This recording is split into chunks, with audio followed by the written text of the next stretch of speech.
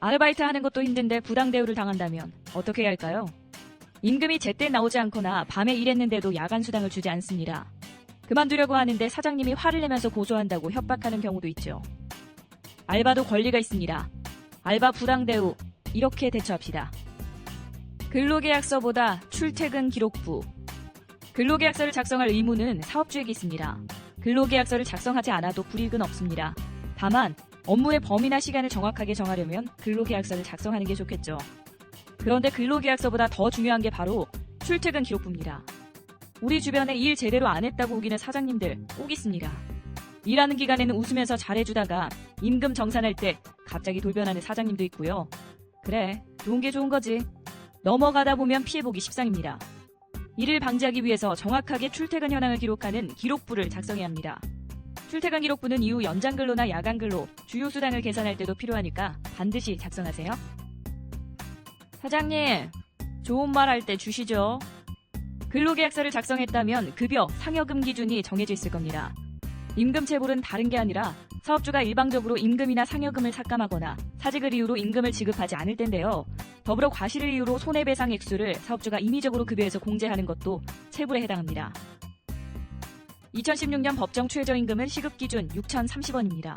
하루 8시간을 일하고 주 5일을 일했다면 매주 8시간 동안의 임금을 더하는 주요수당이 나오게 되는데 이걸 빼먹으면 안 됩니다.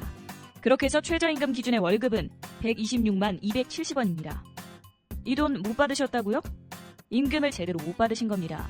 노동청, 민주노총, 한국노총, 알바노조 이 밖에 관련 단체에 지금 바로 전화하세요. 그리고 월급은 가능하면 통장으로 받으세요. 기록이 남는 게 중요하거든요. 지각벌금? 웬열. 아르바이트 하다 보면 지각하면 만원 벌금, 이런 식으로 사장이 규칙을 정해서 임금에서 떼는 경우가 있습니다. 아르바이트 직원이 일을 잘못해 손해를 입었다면서 임금에서 빼겠다 엄포 놓는 사장도 있고요. 근로기준법 제20조에 사용자는 근로계약 불이행에 대한 위약금 또는 손해배상액을 예정하는 계약을 체결하지 못하도록 되어 있습니다. 이를 위반하면 500만 원 이하의 벌금을 내야 하죠.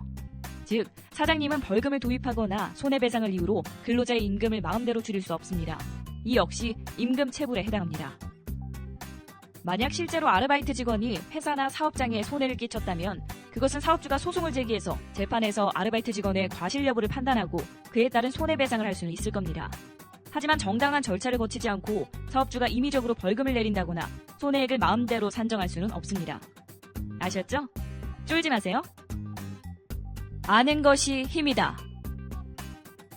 시급 6,030원이라고 시간과 관계없이 일한 시간에 시급을 곱해서 주는 거. 이것도 불법입니다. 하루 8시간 이상을 일하면 연장근로가 되죠. 8시간을 넘는 시간부터 시급의 1.5배를 줘야 합니다. 오후 10시부터 다음날 아침 6시까지는 야간근로입니다. 이때도 시급의 1.5배를 줘야 합니다. 만약 8시간을 초과하는 시간이 야간근로에 해당하면 시급의 2배를 받아야 합니다.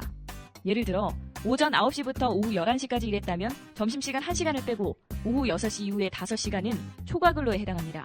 그리고 오후 10시 이후에는 야간근로가 되죠.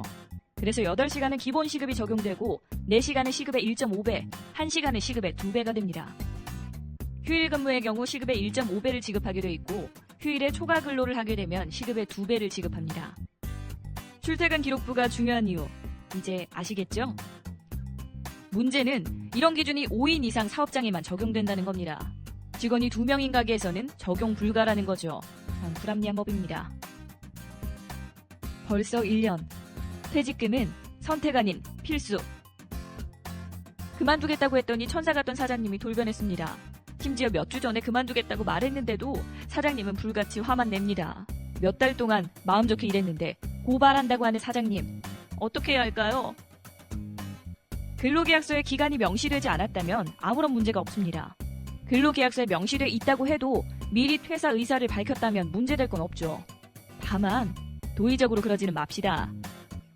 퇴사를 하면 2주 내에 임금을 다 정산해줘야 합니다. 갑자기 그만두든 예전부터 그만두겠다고 말했든 그건 상관없습니다. 무조건 2주 내에 임금을 정산해야 합니다. 그리고 아르바이트라고 해도 1년 이상 근무했으면 퇴직금 줘야 합니다. 4인 이상 사업장에서 주 15시간 이상 근무했으면 1년 근무당 한 달치 월급을 받을 수 있습니다. 만약 못 받았다면 고용노동부 홈페이지에 임금 체불 진정을 신청하세요. 알바의 권리, 아는 만큼 보인다.